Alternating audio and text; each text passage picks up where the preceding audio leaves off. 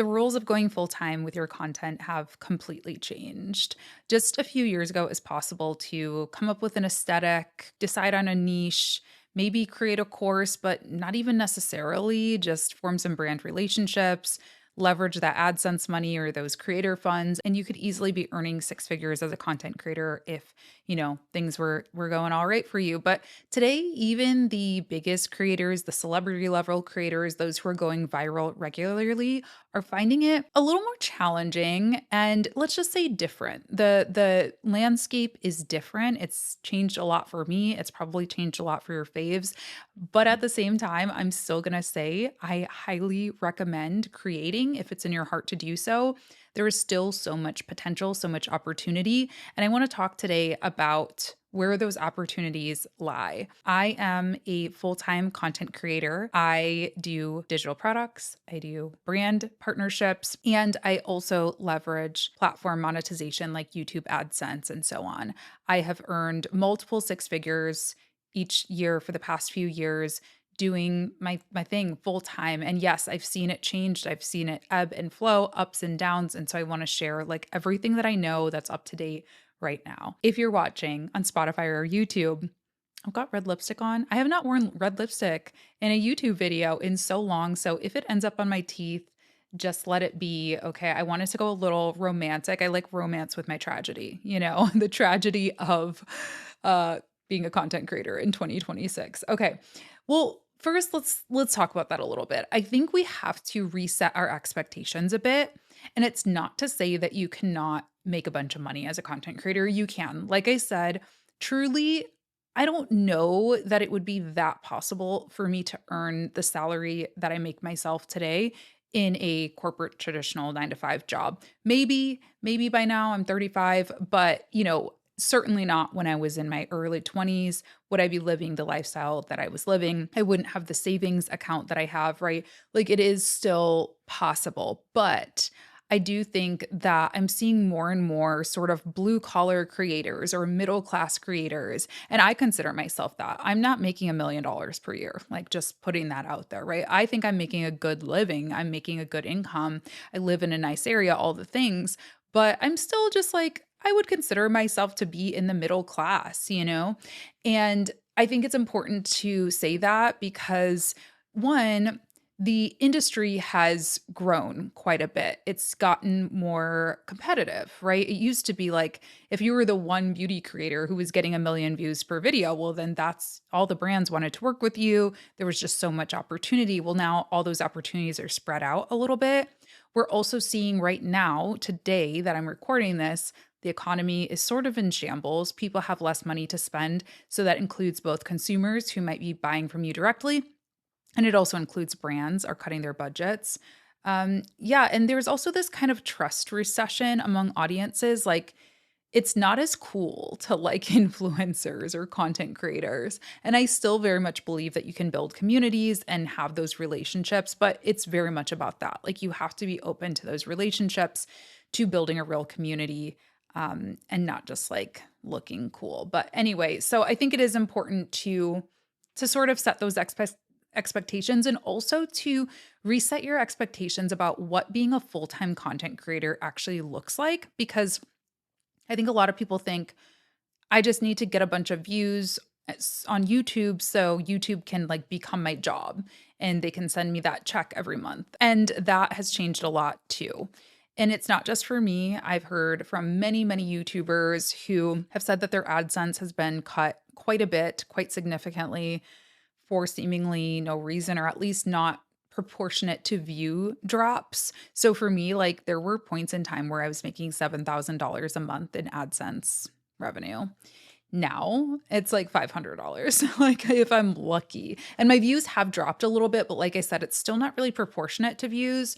I just think that I don't really know why, but it's just not as it's just overall not as dependable of a revenue stream. So you do need to be thinking like a business owner and not just like a YouTube creator who's going to rely on platform funding.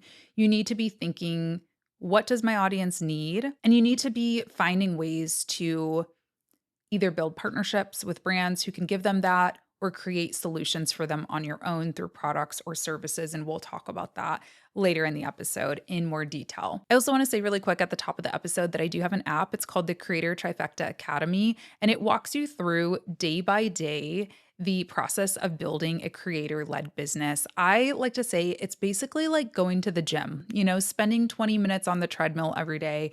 You can literally do it while you're on the treadmill at the gym if you want to do two things at once, but it just goes through and helps you with different lessons that are 100% customized to you. No user is getting the exact same experience.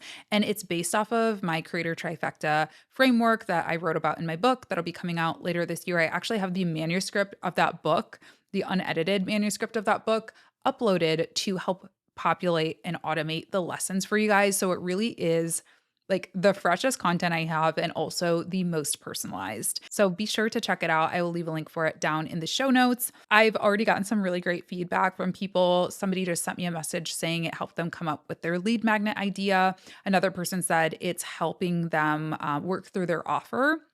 They're updating their offer that they're looking to launch. So yeah, again, like you can spend 20 minutes a day on it, totally custom to you. And I'm so excited about the feedback that I've been getting from it so far. Okay, so first things first, yes, you need to pick a niche. And I'm not going to spend too much time on this because you probably know what that is. And if you don't, that's okay too. A niche is basically like, what's your topic? Like, what do you do? What do you talk about?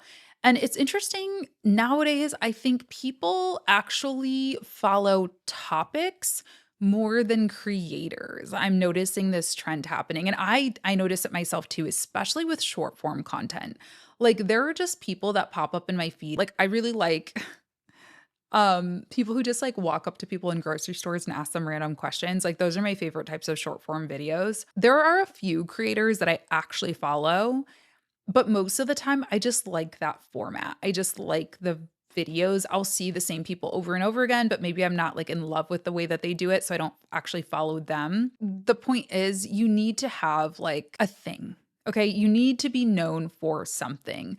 I think a lot of people think, "Oh, I want to become a lifestyle creator." Guess what? I do too. Literally, I do too, and I've been on YouTube for over a decade and I still have not like fully stepped into that world because people need a reason to keep coming back for you. And unless you have some kind of like really, I don't want to say extravagant, but like just really interesting angle to your life, it's hard to do. Like, for example, I see people sometimes who have maybe different disabilities that do really well as lifestyle creators because they're showing like, I'm just making this up, not singling one creator out, but like a day of my life in a wheelchair.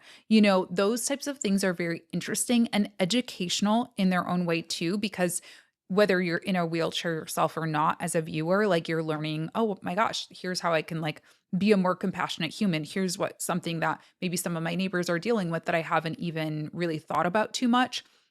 So I think if you have like something that's a little bit less common about you, whatever that might be, I think lifestyle creation can, have some legs for you in the beginning. But I think if you're just, kind of boring, let's just say, like myself, you've really got to hone in on your area of expertise or something that you could talk about all day long, something that you can truly nerd out about. So you want to be known for something specific. Now, here's the thing. I do lifestyle content. I do vlogs, and that's actually the community favorite. But I solidified myself as a business and entrepreneurship creator first. And then I wove the lifestyle stuff and the business stuff together. So I started a series called A Week in My Business. Now I just like make vlogs, but I had a little brand for it. A Week in My Business in the beginning, and I would like center my vlogs around the business. Now I feel a little bit more comfortable just talking about whatever, from personal things to life things to, yes, I always do try to integrate business into them.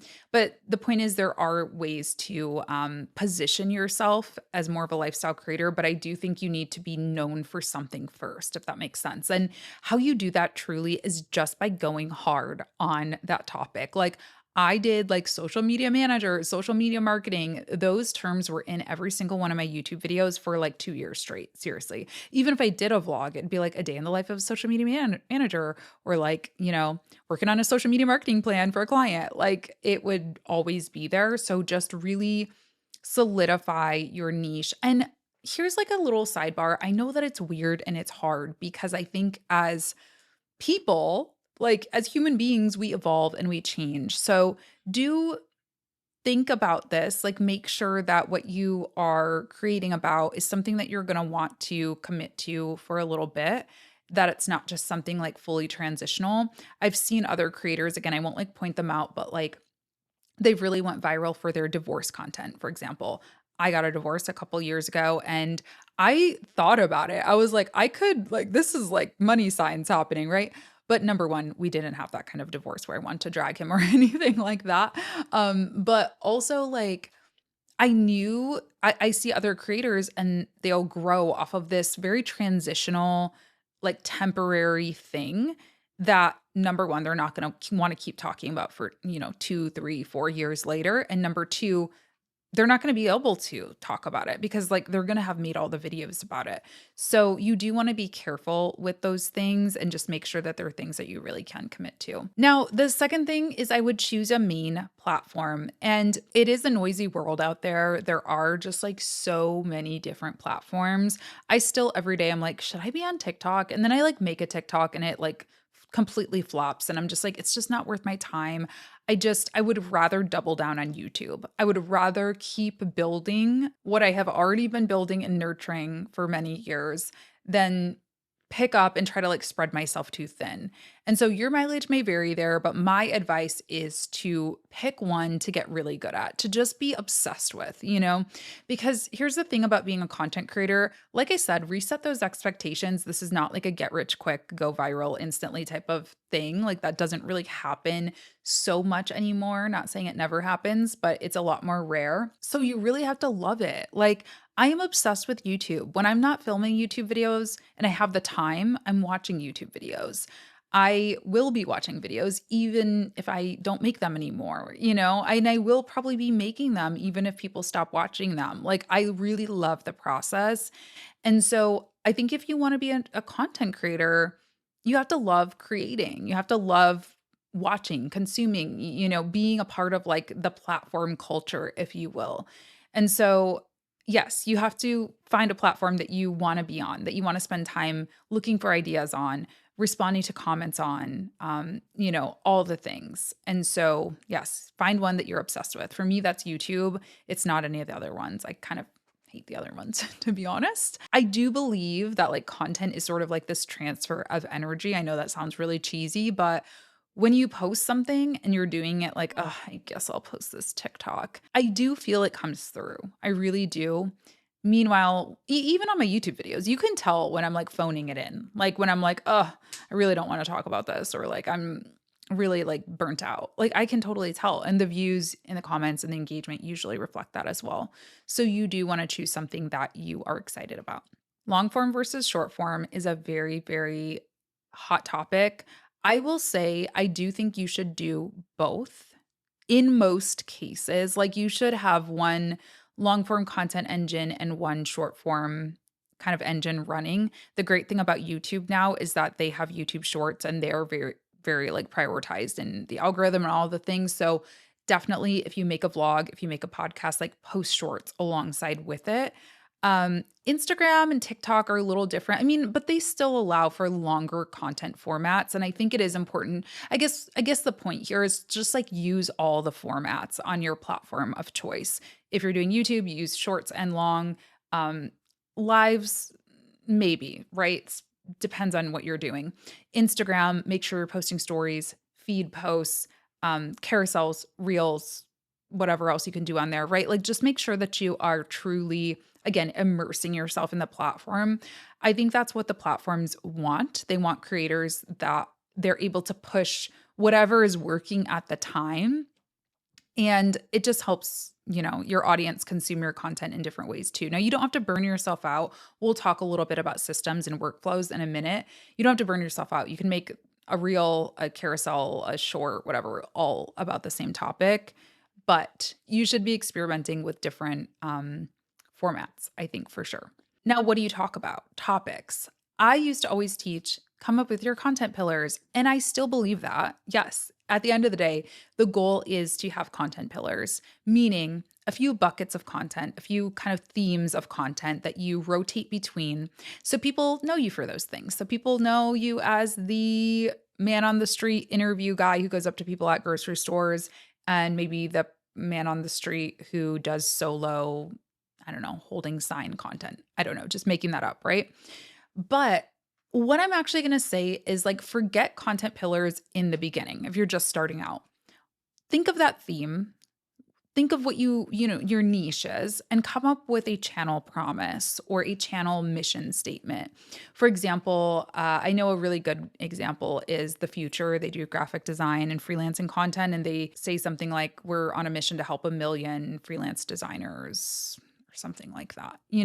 They have this clear, like, okay, they are here for designers. Like, they are going to create content to help designers improve their careers.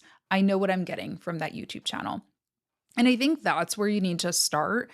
And then you need to just play around with how exactly you achieve that goal. Because I think what I see, I've mentored dozens, if not more, people with their YouTube channels. I've helped thousands at this point now, students via my courses about YouTube. And one of the common roadblocks I see is they get stuck. They over plan because it's like so easy when I'm like telling you all these optimization techniques. It's so easy to want to be perfect. And I actually am doing that too. I am starting a second YouTube channel just to kind of document my experience going to grad school for psychology and to get some of that sort of stuff out of my brain. And I'm running into it myself. I'm like, oh, shoot, well, I could do this or I could do this. Really, what I need to do is just start posting, truly. So, play around with formats, play around with a mix of, you know, personality driven content versus educational versus authoritative content, and study your analytics, see what's actually working so that eventually you can nail it down to those 2 to 3 key formats or key content pillars. And I think at the end of the day, the evergreen advice is just like make sure it's helpful. You can make a very like random like selfie where you look hot and that's the whole reason you're posting it. You can make that helpful for people. If you, I don't know, do a helpful quote in the caption or tell people where you got your top if it is if that's the type of content you make, right? Like you can reframe almost anything into a service for people, and that really is at the end of the day what every content creator needs to do, whether you're making silly dancing content, hot selfies, cooking videos, vlogs, business content. Like you have to be helping people or else like why else would they be watching you? Now, we're going to get into workflows and systems in a second because that is truly what is going to make or break this whole plan for you, I think. And I want to take a second for today's sponsor, Metricool, because they are such a big part of coming up with those systems and keeping your creation engine running. And I have actually such amazing news for you guys. I can't even believe it. I want to cry right now, truly. Metricool enables you to schedule trending audio in their planner on Instagram Reels now. This is amazing. You guys use my code LaTasha, LATASHA, at the link in the show notes to try any of Metricool's pro plans 30 days for free. And yes, you just go into the planner, you go into the platform presets, and you will be able to see a bunch of different trending audios. I think right now they're limited to official or approved trending audios, but either way, like there's so many more than there were before because there were none before. This is such a game changer for any social media manager or even just any content creator who's looking to get ahead of their content. You do not need to pull out your phone to have your reel have audio anymore. I honestly could cry. And the number of times I get asked about this is just wild. And if you are new, if you've never heard of Metricool before, they're a social media scheduling tool. They also have brilliant, amazing analytics. They just actually updated they have a new feature called Campaigns, which is really cool, and Studio, which helps you dive deeper into your analytics as well. So truly it's like a all-in-one marketing engine for your business or for your clients. So again, be sure to check it out. You can use my code LaTasha for 30 days free on any of their premium plans. Highly recommend. They have absolutely changed my business.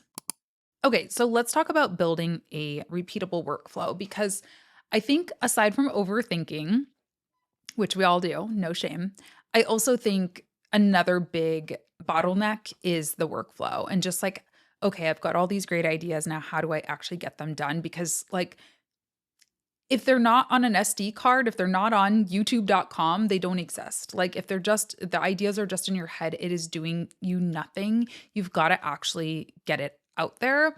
I did a video not long ago about the AI tools that I use for my YouTube process, and that pretty much goes through step by step my YouTube process at least. But you need to figure out, how are you researching and where are you keeping those ideas?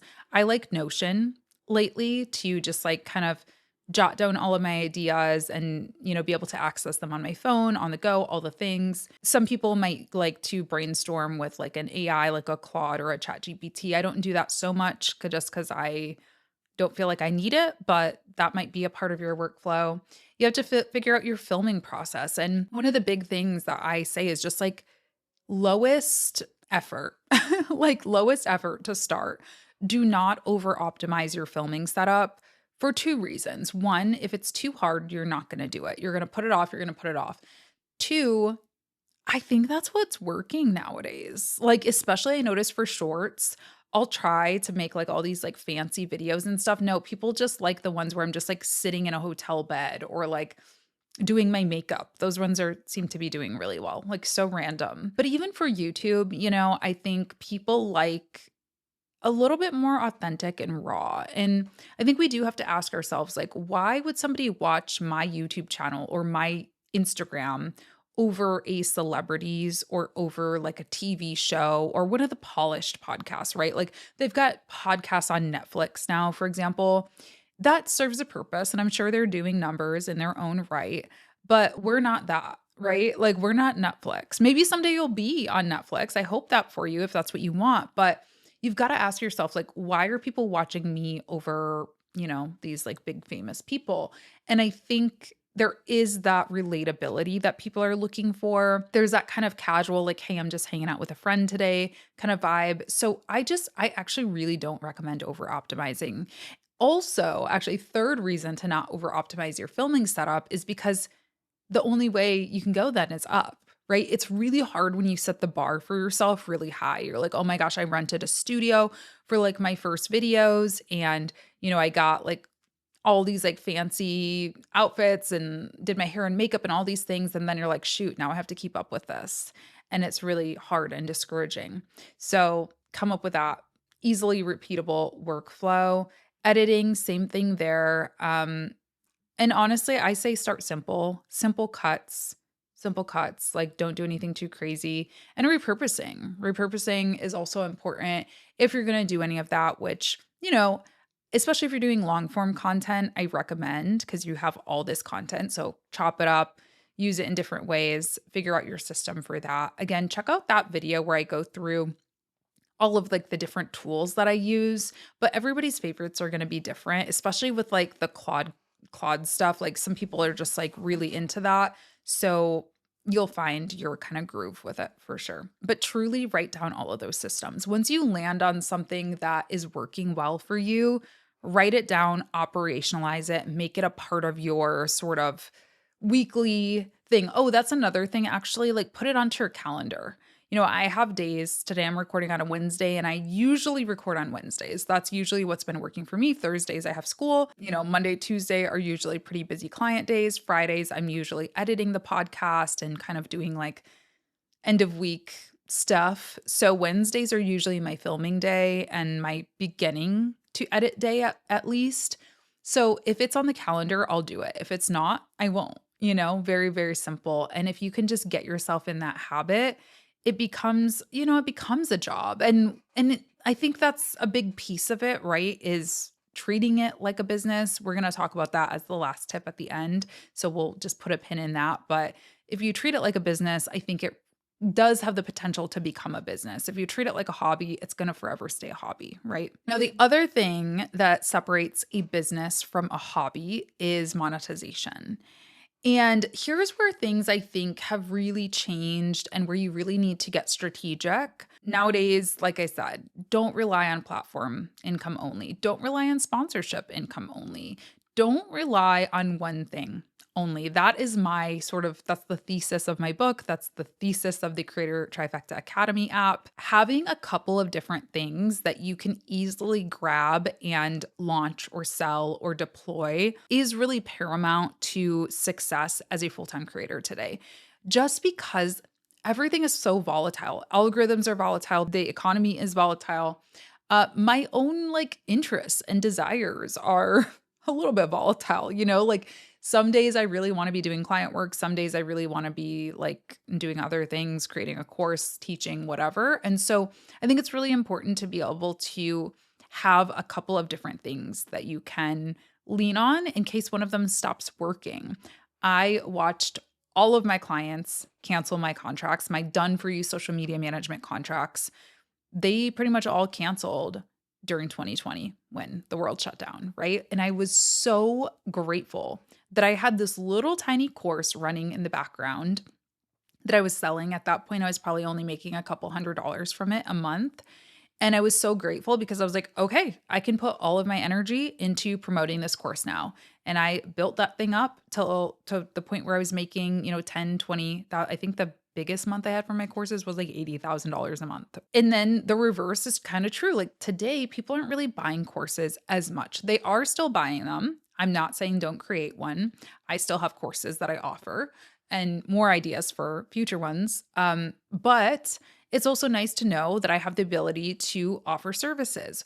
Or one of the big things that's grown for me over, between 2020 and now is brand deals. I am so lucky to work with some amazing partners like today's podcast sponsor, Metricool, of course, but other companies as well. I've worked with Nikon, I've worked with Meta, I've worked with Rode, all of these really cool brands. And those are clients in and of themselves. Those are service-based contracts really at the end of the day. I'm hired to create videos for these clients and also introduce my audience to things. So there is kind of this ebb and flow just depending on what's going on in the world and like I said also what I want to do, you know? Yeah, there's just different things that I feel like doing at different times and I feel really lucky that I'm able to sort of, move between them. So yes, services or freelancing, I think that is the easy. I don't want to say easy. It's hard work. Don't get me wrong. I'm not trying to say, oh, it's just so easy to become a freelancer, but anybody can do that, right? You do not need a large audience to say, hey, I can run your social media for you, or I can design a logo for you, or what I can shoot a video for you, whatever your skill set is in, whatever you do for work, figure out a way to package that into a freelance service. That's like beginner, like first thing, I think we should all have a service. Affiliate income is another great place to start that doesn't really require an audience. I mean, some of the affiliate programs require you to have some audience, but it's usually not as much as you would need to get a paid brand deal. So if there's a product, a tool, a service, a course, anything that you like, look it up and see if they have an affiliate program. I'm an affiliate for a lot of SaaS tools like Honeybook. I use Cast Magic.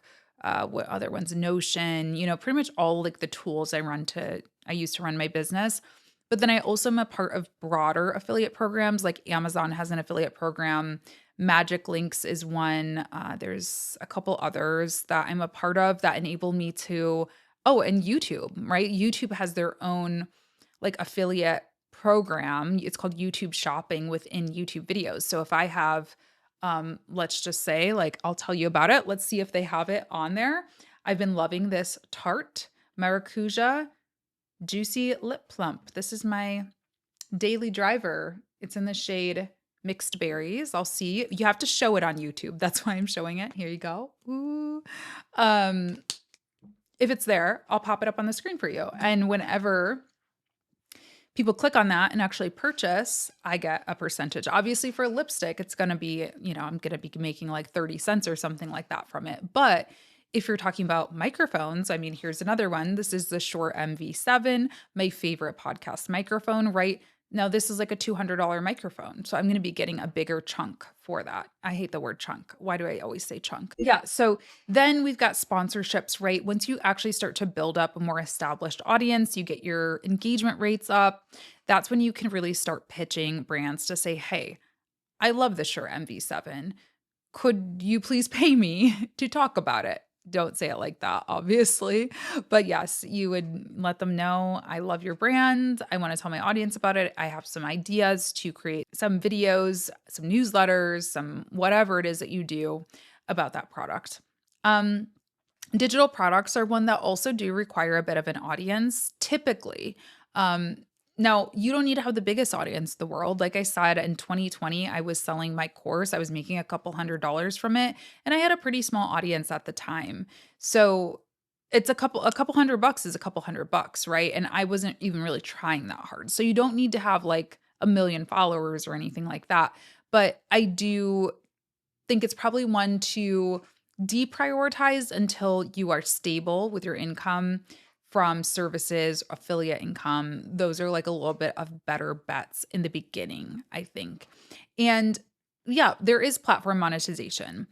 At one point in my career, I was making $8,000 a month from AdSense on YouTube. That's the ads that play. These days, I don't even think about it anymore. I think I'm like lucky if I get $500 a month, which is unfortunate. And I really am trying to like post more consistently, post longer videos again, get my views up so that cuz it was really nice. The $8,000 was kind of an outlier. That wasn't my typical, but it was nice. Usually my average was like $2,500, which is like my mortgage, you know? So I would like to get to that point again where at least I can say my mortgage is paid every month from YouTube AdSense. So I'm trying. I'm trying. Let me know what videos you would like to see, please. So I can post a bunch of the summer. But yeah, the point is you can leverage those things. Just don't rely on them.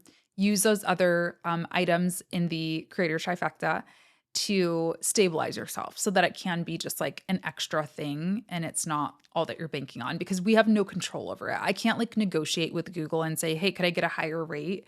I can negotiate with a sponsor and say, "Look at all these people I've referred. Can I get a higher rate for our contract next year?" Right. And lastly, you heard me talking about negotiation. I mean, you've got to treat it like a business. If, like I said, if you treat it like a business, it has the potential to become one. And that means that you should be approaching all of your relationships professionally, everything from brand deals to honestly your audience. Like your audience it's kind of a weird thing because you work for yourself or the goal is to work for yourself, but your audience is both your boss and your customers. If you really think about it, they're really your customers, but depending on your monetization strategy, they're kind of your boss too. If your monetization strategy relies more on sponsorships, they're kind of like your boss because they're telling you what they want to see, what they want to hear about. And so, like, your video performance relies on them, and the sponsors that you reach out to and that you work with, are directly impacted by your relationship with them. If you're selling digital products or services or physical products, then they're your customers. And so you've gotta respond to them. You've gotta talk to them like human beings. I mean, I know that sounds so freaking obvious, but it is wild how many people just treat their audience members like they don't exist or like they're an inconvenience. And I know that I've had my sassy, like, clap back moments at times on YouTube for sure, because it does get exhausting when, like, every little thing is being nitpicked. And I've definitely been a little sass monster before. But I think overall, I am kind and nice and receptive and responsive to my audience. And I think this kind of just goes back to that like platform obsession that I talked about, which I know a lot of people won't like me using the word obsession, but I'm just being honest with you. Like, I love getting on YouTube. I love checking my comments. I love reading them. I don't always get to them like that second, but I make sure I designate time in between uploads to respond to comments before uploading a new video.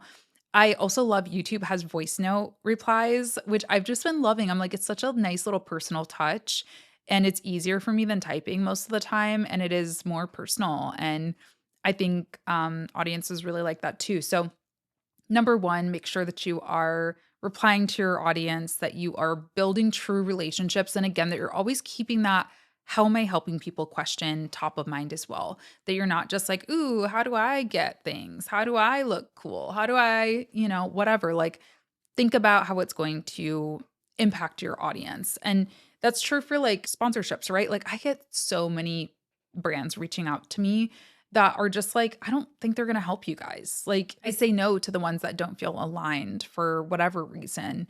It can be as simple as like, I just don't think my audience is going to find use in this. And therefore, it's not going to work for you, sponsor. Like, even if you're willing to pay me my rate, I don't think you're going to see a return on your investment. So I'm protecting you as well. But most importantly, I'm protecting like this relationship that we have for sure. But also track things, right? What gets measured improves. So don't be afraid to look at your analytics. Put that on your calendar as well.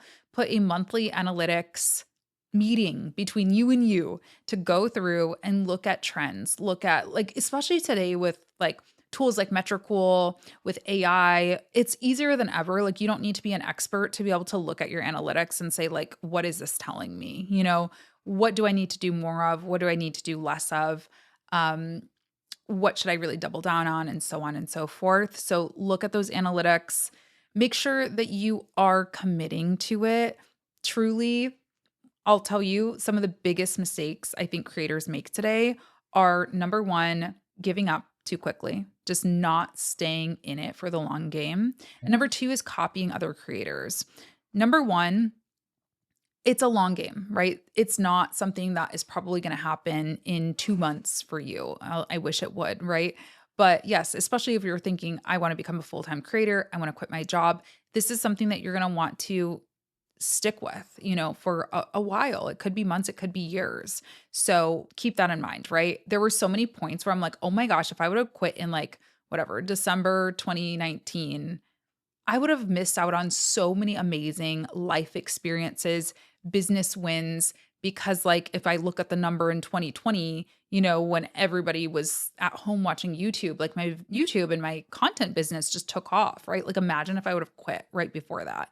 So stick with it. And number two, the copying thing, I just want to say, like, there's a reason that you're called to creating content. I don't know what it is. If you want to drop it down below, I'd love to hear about it. But there's a reason. And I don't think that that is something that everybody has. Not everybody has the desire, the drive to do this. And so I think it's really special. And you're really special. And you're really unique. And I'm a weirdo, honestly. Like, and I bet everybody feels this way probably, but like, I really feel this way. I never really grew up having a lot of friends. I always felt very different. I don't know, I struggled with a lot of a lot of things. And I found an audience. Like, if I can do it, you can do it. Truly. I had a speech impediment growing up. I couldn't even talk that well, and now I talk into a microphone for a living. And so if I would have tried to pretend to be like this super popular, like bubbly girl, it wouldn't land. It wouldn't work. Like, there's some of you guys who see yourselves in me for whatever reason, or see a piece of me that you identify with, and like, you are my people. And so yeah, I see a lot of people trying to copy, and I just feel like that is not a sustainable strategy, and it's also really boring. It's really boring because it's already been done. So something I always like to tell people is, I really don't watch very many of my competitors. I don't think I watch any of people who, they'll be like, oh, I like you and you and you. And you remind me of this person. I'm always like, who? I don't know who they are. And that's no shade to them. It's just, I watch YouTube videos about like politics, psychology, just like personal vlogs. I guess those are, maybe you could say, are similar to some of the stuff that I do. But I get inspiration from those other niches, those other categories of content, and then I bring them back to this business content, right? I'm like, oh, I like the way that politics podcast, I like the way that their setup was. I'm going to copy that. I like the way that that psychology podcast like introduced some data, some research before going into the thing. I'm going to do that for mine. So I think that is where you can really have a competitive advantage if you're in your own lane, doing your own thing, getting inspiration from multiple different avenues. Wow, that was a long one. I really hope it was helpful. And I'm wishing you luck if you are looking to become a full-time content creator or a part-time content creator or whatever. I truly think if it's on your heart, you should do it. And I'm going to leave a link for Metricool. Be sure to check them out. You can use my code Latasha for 30 days free on any of their premium plans. And I'll also leave a link for my app, the Creator Trifecta Academy. Again, it's going to help you work through your content ideas. If you say, hey, I need to come up with a channel promise or unique value proposition, it will help you do that. It'll help you like step by step just come up with your content pillars and your offers and all of that good stuff. I've been loving the feedback on it so far, and it has truly been a labor of love. I've spent months and months putting this app together for you guys. So I really hope you enjoy it and that it's helpful. And that's all I got for today. Thank you so much for tuning in. I'll talk to you in the next one. Bye.